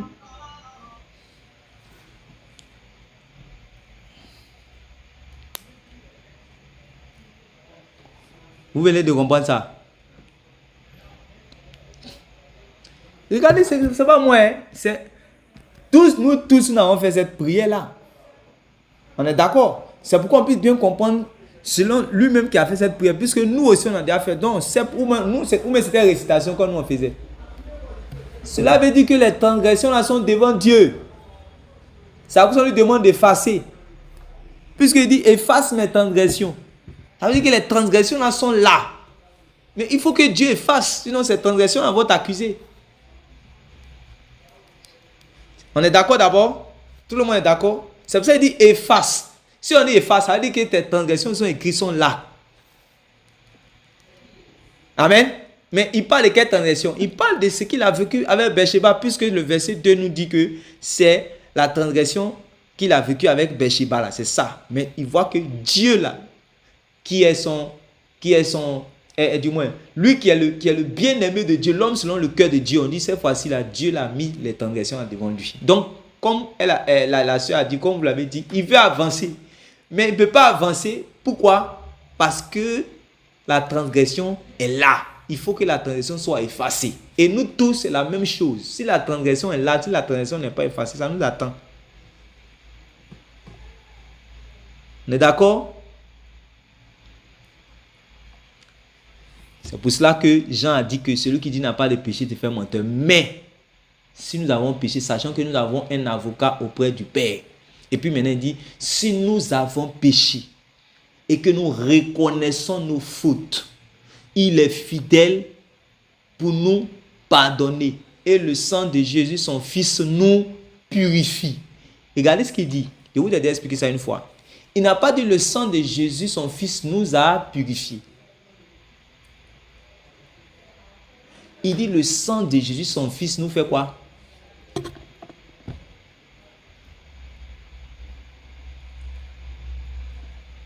Nous purifie. À quel moment? Au moment où on a eu un cœur contrit, on a reconnu nos fautes, on les a abandonnées et qu'on les a confessées devant Dieu pour qu'il nous pardonne. C'est en ce moment-là que Dieu, dans sa miséricorde, il va faire quoi? Il va effacer nos transgressions par quoi? Par la purification avec le sang de Jésus. Il dit le sang de Jésus, son Fils, nous purifie, pas au passé. Ce qui était au passé là, c'est ce qu'on a vu dans 2 Pierre chapitre 1, où on parle de purification de ses anciens péchés. Mais ce que tu viens de faire aujourd'hui là, ou bien hier là, ça c'est nouveau péché. C'est un péché qui est frais. Et ça, le Satan va t'accuser. La culpabilité est là, Satan va t'accuser. Donc, qu'est-ce que tu dois faire?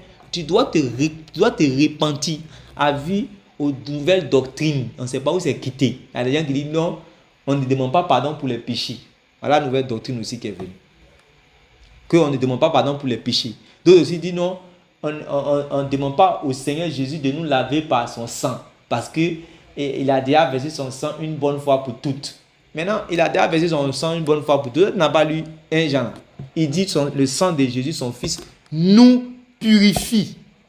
Le sang de Jésus, son Fils, nous purifie. C'est pour cela, justement, quand quelqu'un réellement a péché et qu'il a reconnu ses fautes, ses transgressions, il doit demander au sang de Jésus de le purifier. C'est biblique, c'est spirituel et c'est ce qui est bon. C'est ça qui efface les transgressions. Tu as compris? Tu as compris? C'est ça qui efface les transgressions. Très bien. Maintenant, qu'on continue.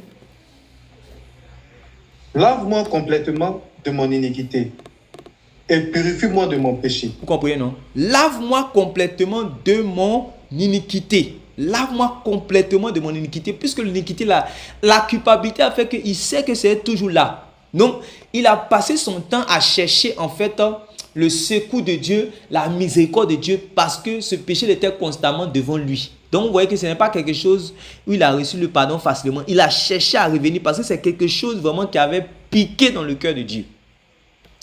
Quand tu es tellement favorisé par Dieu, là, le jour que tu pêches contre Dieu, ça pique le cœur de Dieu. C'est comme ça. Mais Dieu a à des bras d'amour. Celui qui est tombé, qui est son bien-aimé, qu'il revienne. Qu'il revienne. S'il revient, Dieu va le relever. C'est la bonne nouvelle aussi qui est là. Lave-moi complètement de mon iniquité et purifie-moi de mon péché.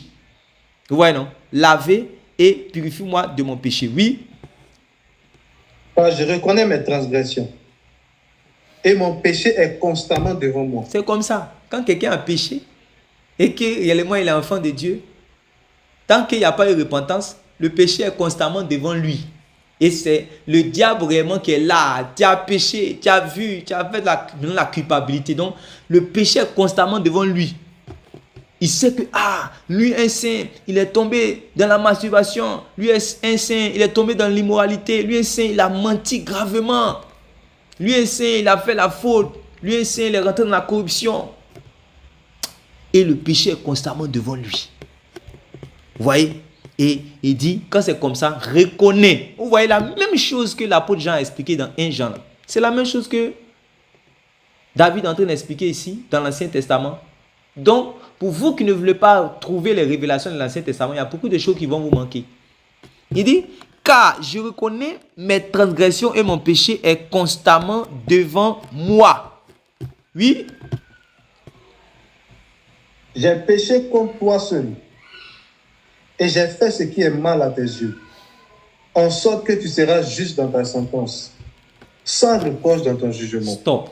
Est-ce que vous voyez? Il dit, en sorte que tu seras juste dans ta sentence et sans reproche dans ton jugement. Ça veut dire qu'il a quelle révélation par rapport à la manière dont Dieu traite avec le péché. Qu'il soit commis par un juste ou un injuste. Comment est-ce que Dieu traite le péché? Dieu traite le péché sévèrement. Oui. Selon le passage qu'on vient de lire, comment est-ce que Dieu traite le péché? Selon qu'on vient de lire. Il le traite selon sa justice. Il le traite selon sa justice. Voilà. Il le traite selon sa justice. Voilà. Et donc, quand il le traite selon sa justice, c'est ce que vous voyez. Ça veut dire que le péché là, d'adultère là, de la même manière que un païen a commis l'adultère et puis il doit être traité là. C'est de la même manière que lorsque un chrétien aussi a commis l'adultère, il doit être traité par Dieu. C'est ça on dit selon la justice. Vous comprenez maintenant? Non, ça, c'est un adultère. Comment on dit ça? C'est un adultère. Un acte d'adultère qui a été commis par un païen. Et ça, c'est un acte d'adultère qui a été commis par un élu. Maintenant, Dieu dit, ça, toi tu es un païen, tu n'as jamais connu le Christ. Quand je te vois, tu n'es pas propice, il n'y a pas Christ en toi. Donc toi, va dans ce lieu-là où se trouvent réellement tous les adultères, sois punis. Puis maintenant, lui qui a déjà connu Jésus dans sa vie, Dieu maintenant doit le sanctionner et puis dit, toi, tu as commis l'adultère, c'est vrai, mais voilà, tu as connu le Christ. Voilà. Donc, ce qui est sûr, d'autres vont inventer, cela ils ont inventé l'autre doctrine pour dire non, la chair sera détruite et l'esprit sera sauvé. Il dit, mais celui-là même, où ils ont appris ces genres de choses-là? Que la chair sera détruite, c'est-à-dire, on va mettre ton corps en enfer et puis ton esprit sera sauvé. Il dit, mais ils ont appris ça. On dit Dieu traite, il sanctionne le péché selon sa justice. C'est-à-dire que de la même manière, il traite tous les adultères. C'est comme ça qu'il va les traiter. Que tu sois chrétien ou que tu sois non chrétien. Et c'est ce que David savait. C'est pourquoi il dit quoi?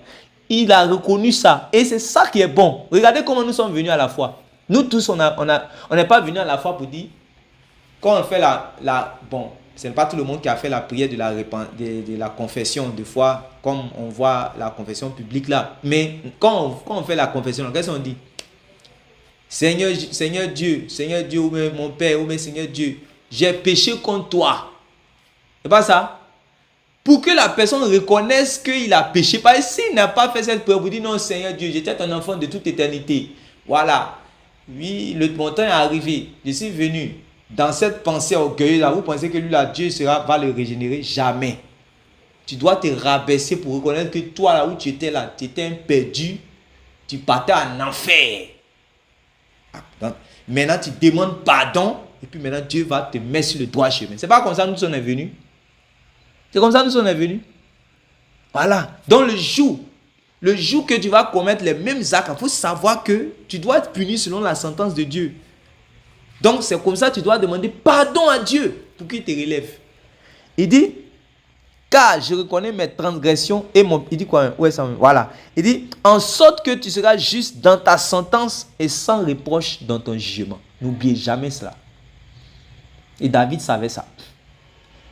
Voilà. L'adultère d'un chrétien n'est pas différent de l'adultère d'un non-chrétien. La fornication d'un chrétien n'est pas différente de la fornication d'un non-chrétien. Il ne faut pas que quelqu'un va vous séduire à ce niveau.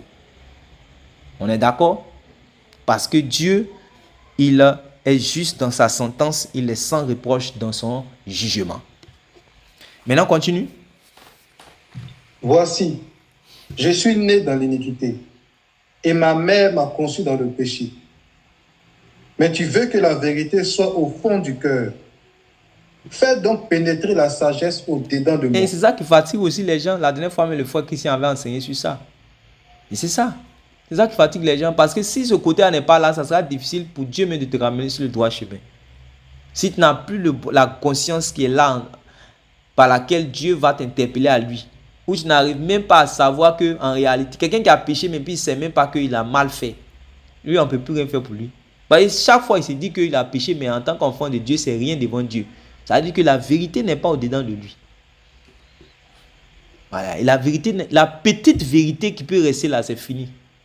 Parce que la petite vérité qui est là, doit toujours reconnaître qu'en réalité, le salaire du péché, c'est la mort. Et Dieu n'est jamais d'accord avec le péché. Donc si j'ai péché, il doit me repentir. Oui? Purifie-moi avec l'hysope et je serai pur. Oui? Lave-moi et je serai plus blanc que la neige. Pourquoi? Pourquoi il dit ça? Parce qu'il n'avait pas encore la révélation de ce que la parole de Dieu va être faite chair. Est-ce que vous voyez? La parole de Dieu n'était pas encore faite chair pour que on puisse avoir le sang de Jésus. Amen. Donc, il parle d'hysope pour parler réellement de purification. Même si des prophètes de notre temps continuent à utiliser l'hysope pour purifier les gens en griffe. Ça, c'était l'ancien temps. Maintenant, l'apôtre Jean dit, ce qui nous purifie de nos péchés, c'est quoi? Le sang de Jésus. Amen. Amen. Ce n'est pas l'hysope, le sang de Jésus. Oui. Annonce-moi l'allégresse et la joie. Et les os que tu as brisés se réjouiront. Oui. Donc, ce que David dit là, il n'est pas en train de dire ça comme ça. Hein. Dieu avait brisé ses os. Dieu avait brisé ses os. Il a senti que vraiment, ça ne va pas dans sa vie. Et quand on pêche, quand tu es un enfant de Dieu, ça ne peut pas aller spirituellement. Tu sens que même tu es en train d'être attaqué même. Souvent même, tu sens que c'est Dieu même qui est en train de venir aussi contre toi. Pour te ramener, pour te traiter, pour te ramener. Si tu as ce discernement, tu vas savoir. Oui. Détourne ton regard de mes péchés. Efface toutes mes iniquités. Stop encore. Il dit, détourne tes regards de mes péchés, efface toutes mes iniquités. Qu'est-ce que ça veut dire? C'est la même chose qu'on vient de lire dans le verset 3, n'est-ce pas? Il dit, détourne ton regard de mes péchés, efface toutes mes iniquités. Ça veut dire que David qui était l'élu là. Les regards de Dieu étaient sur quoi? Quand il était sur Beersheba, les regards de Dieu étaient sur quoi? Si l'homme se lance selon le cœur de Dieu, c'est ça? Non. Les regards de Dieu étaient sur ses péchés, puisqu'il dit que détourne ton regard de mes péchés, efface toutes mes iniquités. Oui, on continue. Ô Dieu, crée en moi un cœur pur. Renouvelle en moi un esprit bien disposé. Puisque c'est ce mauvais cœur qui allait commettre réellement le péché. Et c'est cet esprit réellement, cet esprit perverti là, qui allait commettre cette iniquité. Donc il faut qu'il y ait un renouvellement de son être intérieur. Parce que s'il n'y a pas de renouvellement de son être intérieur, il risque même de retourner encore réellement à nous. Donc tout ce qui est à l'intérieur de lui, puisque le Seigneur avait dit que c'est au-dedans qu'il y a tous ces adultères là. Donc David aussi avait cette révélation. Il dit que Seigneur, au-dedans de moi, il faut tout nettoyer là-bas. ma mentalité, ma pensée, mon cœur, mon homme intérieur. Il faut tout enlever, il faut tout recommencer. Pour que je sois un homme nouveau. Parce que David que tu avais connu là, vraiment, il est tombé si bas. C'est ce qu'il est en train de dire ici. Oui. Ne me rejette pas loin de ta face. Ne me retire pas ton Esprit Saint. Stop. Il dit, ne me rejette pas loin de ta face. Qu'est-ce que ça veut dire? David maintenant a la révélation de ce qui est arrivé à qui? À celui qui a été oint avant lui. Celui qui a été oint avant lui, c'était qui? Saül. Voilà. Saül a été rejeté loin de la face de Dieu. Vous savez ça? Est-ce que vous savez que Saül a été rejeté loin de la face de Dieu? C'est pour cela que quand vous lisez le livre de Samuel, vous allez voir qu'on dit Saül chercha à consulter Dieu, mais il ne le trouva point. C'est-à-dire que Saül cherche à consulter Dieu, mais il ne peut pas consulter Dieu. On dit ni par les prophètes, ni en vision ou en songe, et ni par l'Oumim. Ni par l'Urim, du moins, ni par l'Urim et le Tumim. Vous savez, je vous ai expliqué ça une fois. Quand vous regardez les sacrificateurs, là, le souverain sacrificateur, il a l'éphod qu'il va porter ici. Un éphod de lin, c'est un habit sacerdotal. Et il y a l'éphod, il y a des pierres. Et il y a deux pierres, on va dire sacrées, qu'on appelait, c'est sur cet éphod-là qu'il y a deux pierres sacrées qu'on appelle. Il y a la pierre du savoir, de la sagesse, et il y a la pierre de la révélation. Quand vous allez voir le roi, plusieurs rois, et surtout même David, il avait des sacrificateurs qui étaient avec lui depuis qu'il avait été oint là, et que les sacrificateurs savaient que Dieu l'avait choisi là. Quand il faisait ces conquêtes là, il avait des sacrificateurs avec lui. Si vous lisez le livre de Samuel, vous allez voir un chronique, vous allez voir que David avait des sacrificateurs avec lui. Quand à chaque moment, David veut faire quelque chose, on dit quoi? David consulta l'Éternel. David consulta l'Éternel comment?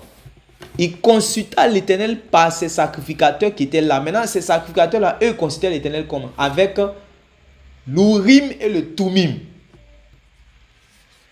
En fait, c'est un élément qui permet au sacrificateur, puisque le sacrificateur n'est pas prophète. C'est le prophète qui n'a pas besoin de l'Urim et le Tumim pour pouvoir consulter le Seigneur. Il a déjà l'esprit prophétique sur lui.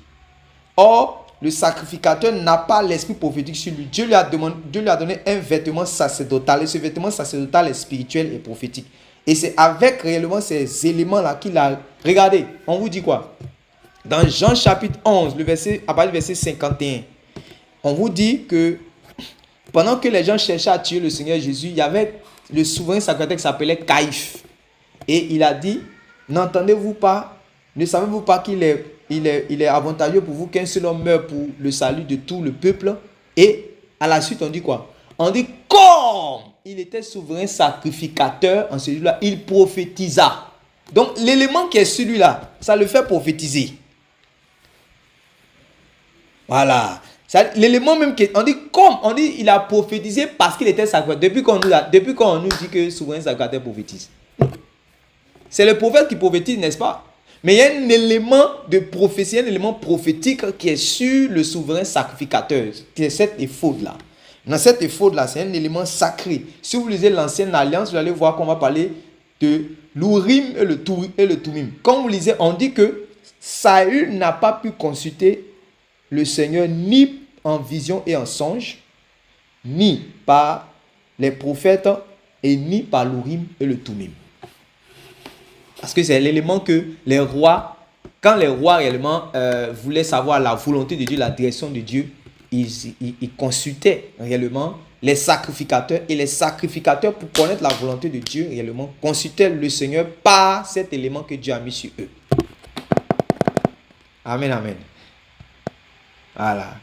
Ils consultaient le Seigneur par cet élément que Dieu a mis sur eux. Et c'est cette culture-là que, on va dire, Pierre et les apôtres ont développé au moment où Judas a été Judas est parti en son lieu. Donc, il devait chercher un remplaçant. On dit quoi? Ils ont tiré au sort. En fait, comme on consultait l'Urim et le Tumim. C'est-à-dire qu'on faisait pour choisir, par exemple, quand on dit l'Urim et le Tumim. Seigneur, je dois aller à droite, mais je dois aller à gauche. Il y a l'Urim et le Tumim. Et il lançait réellement le sort, et le sort disait ce que Dieu voulait. C'est pour ça qu'on vous lisez, on dit, c'est comme quelque chose de facile. Vous lisez toute l'histoire de David, on dit, il demande à l'Éternel, si l'Éternel doit... En ce moment-là, il n'y avait pas de prophète au temps où David était dans ses cavernes, il était dans ses problèmes. Est-ce qu'il y avait un prophète autour de lui? Non. C'était les sacrificateurs qui étaient là. Mais comment est-ce qu'il arrivait à connaître la volonté de Dieu? Comme s'il était avec des prophètes. Parce qu'il y avait les sacrificateurs qui étaient réellement revêtus d'un vêtement sacerdotal. Et ce vêtement sacerdotal, il y avait un élément prophétique dessus qu'on appelle l'Urim et le Tumim. Comprenez ça? Et c'est pour ça, justement, quand vous lisez maintenant la partie de David et de Saül, on vous dit, il n'a pu consulter l'Éternel. On dit, l'Éternel n'a pas pu se révéler à lui, ni par l'Urim et le Tumim, ni en vision, et ni par les prophètes. Et donc, comme il a vu qu'il est bloqué partout, c'est là maintenant qu'il allait, il a fui, il allait se cacher pour aller sur la nécromancienne d'Endor, parce qu'il cherchait forcément la révélation. Vous comprenez maintenant? C'est quand il a vu qu'il était verrouillé par le Seigneur là. C'est là qu'il allait maintenant sur la nécromancienne. David a su ça. C'est pour ça maintenant il plaide parce qu'il a commis un péché grave. Donc lui maintenant il ne veut pas que la même chose qui est arrivée à qui? À celui qui a été oint avant lui arrive aussi. Donc il dit, Seigneur, ne me rejette pas loin de ta face. Puisque de la même manière que l'esprit de Dieu s'est retiré de Saül et que Dieu a dit au prophète Samuel, pourquoi tu es en train de pleurer lui là? Je l'ai abandonné, je l'ai laissé, lui je l'ai livré à lui, mais c'est fini. David a su ça. Il dit, ne me rejette pas loin de ta face, ne me retire pas ton Saint-Esprit. Et vous voyez que c'est dans quel esprit il est en train de prier? C'est dans quel esprit il prie comme ça? On est en train de terminer, c'est dans quel esprit? C'est un esprit d'assurance, c'est un esprit de crainte. Comment il prie? Quand il dit Supplication. Supplication. De supplication. Oui, mais j'entends encore un autre mot. Ce que tu dis, c'est un esprit justement de supplication, mais supplication pourquoi?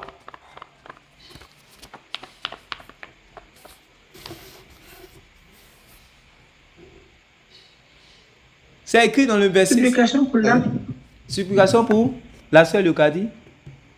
Pour l'acte qu'il a commis là. Pour l'acte qu'il a commis, oui. Maintenant, c'est dans quel esprit il fait cette prière en disant ne me rejette pas loin de ta face, ne me retire pas ton Saint-Esprit? Moi, je vois que c'est un esprit d'humilité. Oui, c'est un esprit d'humilité, mais il y a quelque chose qui doit sortir, que j'attends. Ah, d'accord. Regardez, j'ai fait même la prière. Je tombe dans un péché et dis, Seigneur, ne me rejette pas loin de ta face. Ne me retire pas ton Saint-Esprit. Ça veut dire quoi autrement?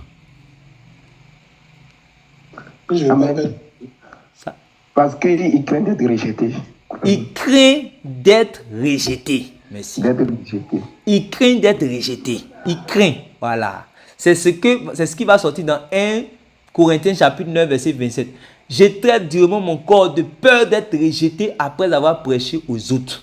Vous comprenez? Il craint d'être rejeté parce que quand quelqu'un a pratiqué réellement le péché, vu qu'il sait que Dieu n'aime pas le péché, automatiquement il craint d'être rejeté. Il craint d'être rejeté.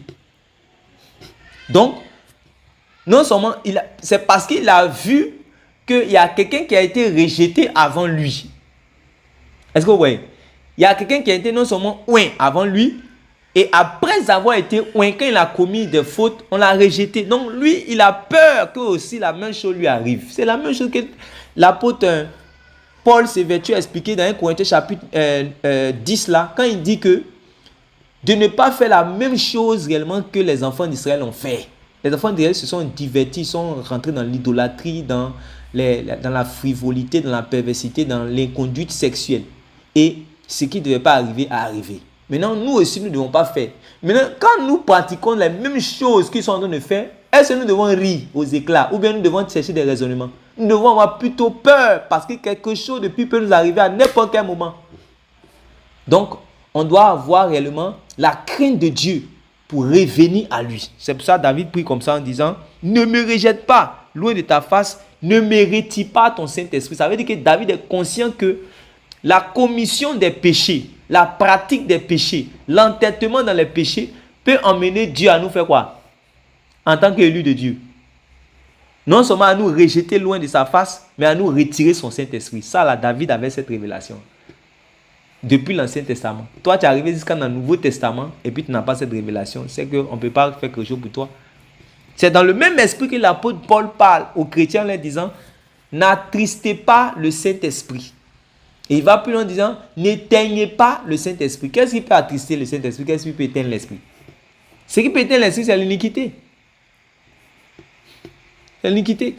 L'esprit est la lumière. Vous pensez que l'esprit peut venir dans quelqu'un pour venir être éteint? Non. Quand l'esprit est éteint là, vous comprenez mon langage, non? Si l'esprit est éteint, l'esprit là, l'esprit n'est pas noir. L'esprit n'est pas noir.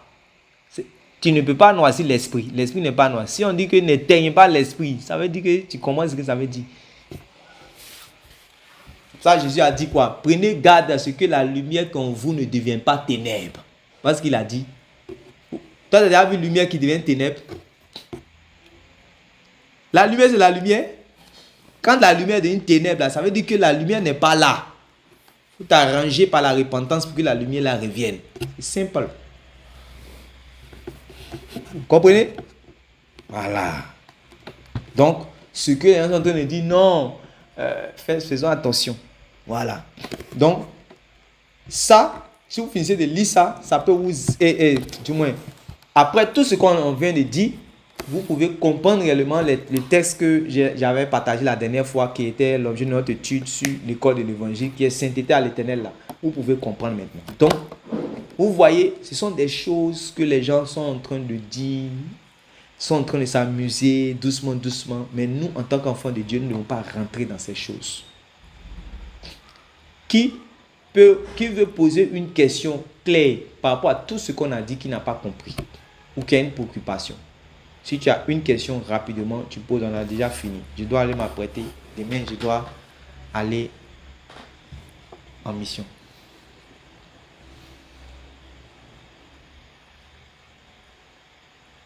Qui n'a pas compris quelque chose dans ce qu'on a dit? Qui vraiment il y a un élément qui n'est pas clair, il y a un peu de confusion. C'est le moment.